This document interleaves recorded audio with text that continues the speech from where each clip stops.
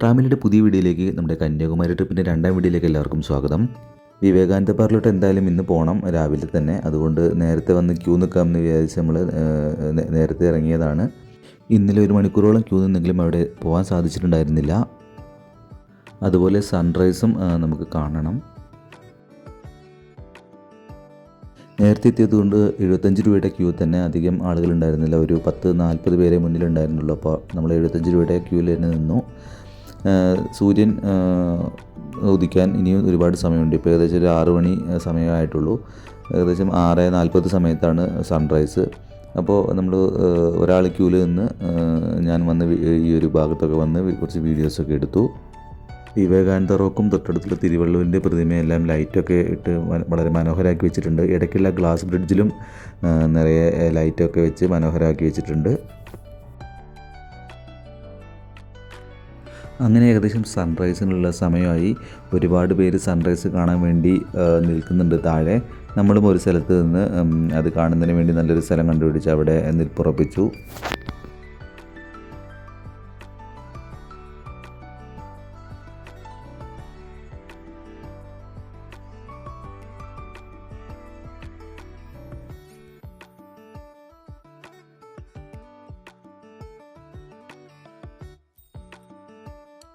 അങ്ങനെ അതിമനോഹരമായിട്ടുള്ള ഒരു സൺറൈസ് നമ്മൾ അവിടെ നിന്നുകൊണ്ട് കണ്ടു. സൂര്യൻ കുറച്ച് പൊങ്ങിയിട്ടാണ് പുറത്തോട്ട് വരുന്നത്. കടലിൽ നിന്ന് പൊങ്ങുന്നത് ആ ഭാഗത്ത് നല്ല മേഘങ്ങളുള്ളതുകൊണ്ട് അത് കാണാൻ പറ്റിയില്ല. കുറച്ച് പൊങ്ങിയിട്ടാണ് സൂര്യനെ നമുക്ക് കാണാൻ പറ്റിയത്.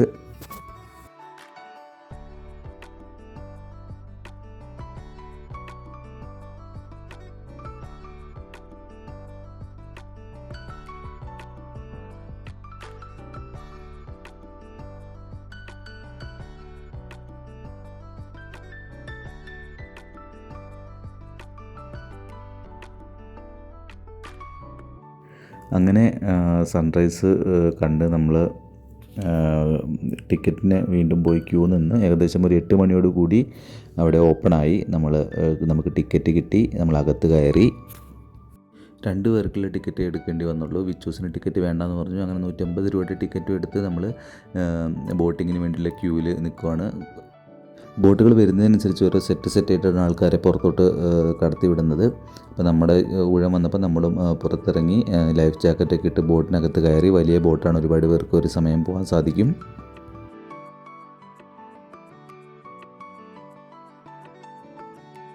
ഈ ഒരു ബോട്ട് യാത്രയും വളരെ ഒരു രസകരമായിട്ടുള്ള കാര്യമാണ്. നമ്മൾ കായലിലൂടെ പോകുന്ന പോലെയല്ല, കടലിൽ നല്ല തിരകളുള്ളതുകൊണ്ട് ബോട്ട് ഇങ്ങനെ ആടി ഉലഞ്ഞ് പോകുമ്പോൾ നല്ലൊരു എക്സ്പീരിയൻസ് തന്നെയാണ് ഈ ഒരു ബോട്ട് യാത്രയും.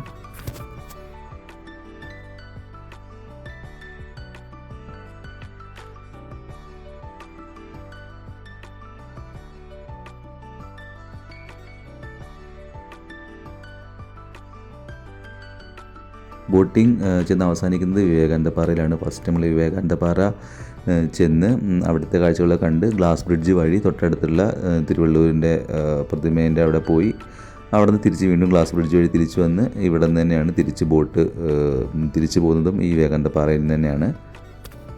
വിവേകാനന്ദപ്പാറയിലും ഒരാൾക്ക് 30 രൂപയുടെ ടിക്കറ്റ് വേണമെന്ന് പറഞ്ഞ് അവിടെ നിന്ന് ടിക്കറ്റ് എടുത്തു. പക്ഷേ പലരും അത് എടുക്കുന്നുണ്ടായിരുന്നില്ല, അതാരും ചോദിക്കുന്നുമില്ല. പക്ഷേ നമ്മളെന്തായാലും 2 പേർക്ക് ടിക്കറ്റ് എടുത്തിട്ടുണ്ടായിരുന്നു. ചെരുപ്പൊക്കെ ഇവിടെ ഊരി വെച്ചിട്ട് വേണം നമുക്ക് മുകളിലോട്ട് പോകാൻ. ചെരുപ്പ് ഊരി വെക്കാനുള്ള സ്ഥലമൊക്കെ അവിടെ തന്നെയുണ്ട്. അവിടെ നമുക്ക് ചെരുപ്പൊക്കെ കൊടുത്തിട്ട് നമുക്ക് മുകളിലോട്ട് കാഴ്ചകൾ കാണാൻ വേണ്ടി പോകാൻ സാധിക്കും.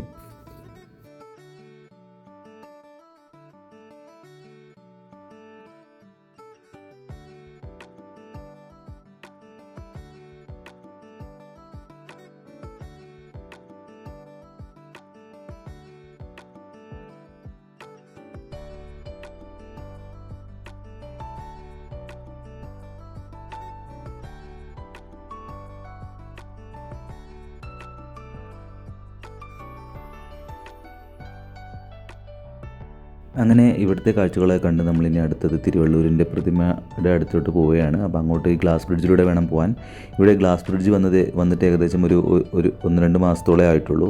അപ്പോൾ ഇവിടെ പണികളൊന്നും കംപ്ലീറ്റ് കഴിഞ്ഞിട്ടില്ല. ചില സ്ഥലങ്ങളിലൊക്കെ ഇപ്പോഴും എന്തൊക്കെയോ പണികളൊക്കെ നടന്നുകൊണ്ടിരിക്കുന്നുണ്ട്.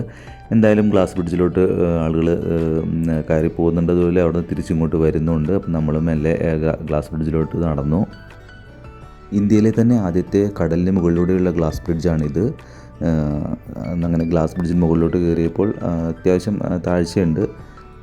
താഴെ ഇങ്ങനെ പാറക്കെട്ടുകളുള്ളതുകൊണ്ട് അതിൽ തിര വന്നിങ്ങനെ അടിക്കുമ്പോൾ ഇങ്ങനെ നൊരയും പതയൊക്കെ വന്നിട്ട് നല്ലൊരു മനോഹരമായിട്ടുള്ള കാഴ്ചയാണ് തന്നെയാണ് അത്. മുകളിലൂടെ നടക്കുന്നത് വളരെ നല്ലൊരു എക്സ്പീരിയൻസ് തന്നെയാണ്.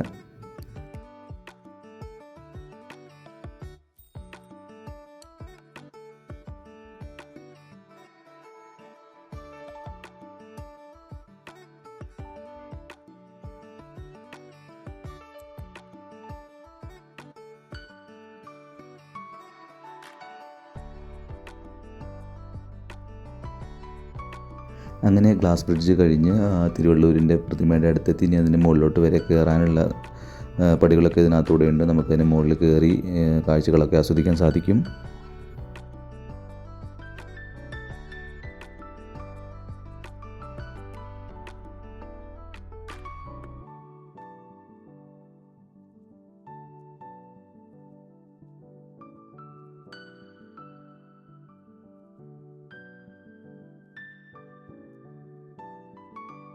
മൂന്ന് നിലകൾ കയറി വേണം നമുക്ക് മുകളിലെത്താൻ.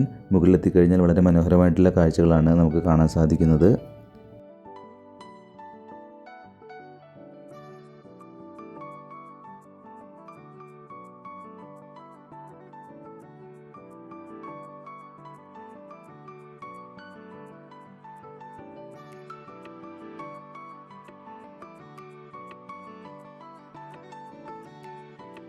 ഇതാണ് നമ്മൾ ബോട്ടിംഗ് പുറപ്പെട്ട സ്ഥലം. അവിടെ നിന്ന് ബോട്ടുകൾ ആളുകളെയും കൊണ്ട് ഇപ്പോഴും വന്നുകൊണ്ടിരിക്കുന്നുണ്ട്.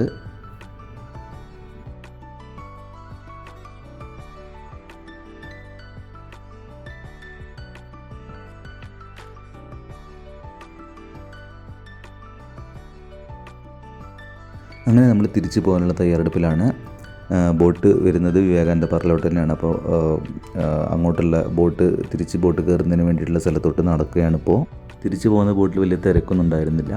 അപ്പോൾ സുഖമായിട്ട് നമ്മൾ സൈഡ് സീറ്റിൽ പോയിരുന്ന് കാഴ്ചകളൊക്കെ ആസ്വദിച്ച് കടലിലൂടെയുള്ള ആ ഒരു ബോട്ട് യാത്ര ആസ്വദിച്ച് തന്നെയാണ് തിരിച്ചു പോകുന്നത്. അങ്ങനെ ബോട്ടിങ് കഴിഞ്ഞ് തിരിച്ചെത്തി. ഇനി കന്യാകുമാരിയിൽ വേറെ പ്ലാനൊന്നുമില്ല. ഫുഡ് എന്തെങ്കിലും കഴിച്ച് തിരിച്ച് പോകണം. നമ്മളൊരു 7 മണി സമയത്ത് തിരിച്ച് പോരണമെന്നാണ് വിചാരിച്ചിട്ടുണ്ടായിരുന്നത്. ഇപ്പോൾ ഏകദേശം ഒരു 10 മണിയോട് അടുത്തു. ഒരു 10:30 മണിക്കെങ്കിലും നമുക്ക് ഇവിടെ നിന്ന് ഇറങ്ങണം. അതാണ് പ്ലാന്. അങ്ങനെ കന്യാകുമാരിയിൽ തിരിച്ചു പോരുന്ന നോക്കിയപ്പോൾ കേരളത്തിലൂടെയുള്ള റൂട്ടേ കാണിക്കുന്നുണ്ടായിരുന്നില്ല. കാരണം അത് ഏകദേശം ഒരു 15-16 മണിക്കൂറോളം സമയം എടുക്കുന്നുണ്ട്. ഈ മധുര വഴി, അതായത് നമ്മുടെ തിരുനെൽവേലി മധുര പഴനി വഴിയുള്ള റൂട്ട് ഏകദേശം ഒരു 10 മണിക്കൂർ 11 മണിക്കൂർ സമയം കാണിക്കുന്നുള്ളൂ. അത് ഫുൾ 4 ലൈനാണ്. ഏകദേശം പഴനി വരെയൊക്കെ നമുക്ക് 4 ലൈൻ കിട്ടും. നല്ല റോഡുകളാണ്. അപ്പോൾ അതുവഴി വരാമെന്ന് വിചാരിച്ചു. ഏകദേശം 547 കിലോമീറ്ററാണ് ഇതുവഴി കാണിക്കുന്നത്. ഒരു 60 കിലോമീറ്റർ കൂടുതലുണ്ട്. എങ്കിലും ആ വഴി തന്നെ നമ്മൾ തിരിച്ചു വരാൻ വേണ്ടി പ്ലാൻ ചെയ്തു. അങ്ങനെ കന്യാകുമാരി എന്നുള്ള യാത്ര ആരംഭിച്ച് നമ്മൾ 4 ലൈനിൽ കയറി. ഇനി ഇവിടെ നിന്ന് അങ്ങോട്ട് മധുര കഴിഞ്ഞ് പഴനി വരെ ഏകദേശം 4 ലൈൻ തന്നെയാണ് റോഡ്. നല്ല റോഡുകളാണ്. അപ്പോൾ നമുക്ക് കുറച്ചും കൂടി പെട്ടെന്ന് എത്താം എന്നുള്ളൊരു പ്ലാനോട് കൂടി നമ്മൾ യാത്ര ആരംഭിച്ചു. സംഭവം ഇതിലൂടെ സമയം നമുക്ക് ലാഭമുണ്ടെങ്കിലും നഷ്ടം തന്നെയാണ്. കാരണം ഏകദേശം 60ഓളം കിലോമീറ്റർ കൂടുതൽ ഓടണം. അതുപോലെ തന്നെ ടോളും വരുന്നുണ്ട്. നമുക്ക് ഒരു 6-7 ടോൾ ബൂത്തുകളുണ്ട്. അവിടെ എല്ലാം കൂടി ഏകദേശം 600-700 രൂപയുടെ അടുത്ത് ടോളും കൊടുക്കണം. പക്ഷേ ഈ ഒരു റൂട്ട് എക്സ്പ്ലോർ ചെയ്യാൻ അല്ലെങ്കിൽ റോഡ് എക്സ്പ്ലോർ ചെയ്യാൻ വേണ്ടിയിട്ട് നമുക്ക് വരുന്നതിൽ നഷ്ടമില്ല. നല്ല രസകരമായിട്ടുള്ള റോഡുകളാണ്. തിരക്കില്ലാത്ത 4 വരി പാതയിലൂടെ നമുക്ക് അത്യാവശ്യം നല്ല രീതിയിൽ വണ്ടി ഓടിച്ച് പോരാൻ സാധിക്കും.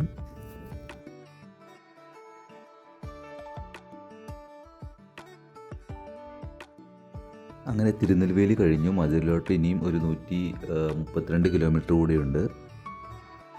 മധുരയൊന്നും നമ്മൾ ഇറങ്ങിയില്ല. നമ്മൾ വണ്ടി വിട്ട് പോരുക തന്നെയാണ് ചെയ്തത്. ഇനിയിപ്പോൾ പഴനിയിലോട്ടൊരു 50 കിലോമീറ്റർ കാണിക്കുന്നുണ്ട്. കുറച്ചുകൂടി ഇങ്ങ് പോന്നു കഴിഞ്ഞപ്പോൾ ദൂരെ പഴനിമല നമുക്ക് കാണാൻ സാധിച്ചു. പഴനിയുടെ കുറേ ദൂരെ മാറിയാണ് നമ്മൾ പോരുന്നത്. പഴനിയുടെ കുറേ ദൂരെ മാറി പുതിയ ഹൈവേ ഉണ്ടാക്കുന്നുണ്ട്. ആ ഹൈവേയിലൂടെയാണ് നമ്മൾ പോരുന്നത്. ഇപ്പോൾ നിങ്ങൾ കാണുന്നത് പഴനിമലയാണ്.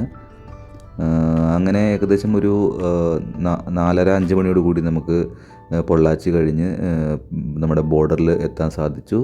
വളരെ നല്ല റോഡുകളാണ്. നമുക്ക് അത്യാവശ്യം നല്ല സ്പീഡിൽ തന്നെ പോരാൻ സാധിക്കും. ബ്ലോക്കോ കാര്യങ്ങളൊന്നും അധികമില്ല. വളരെ നല്ലൊരു യാത്രയായിരുന്നു ഇത്.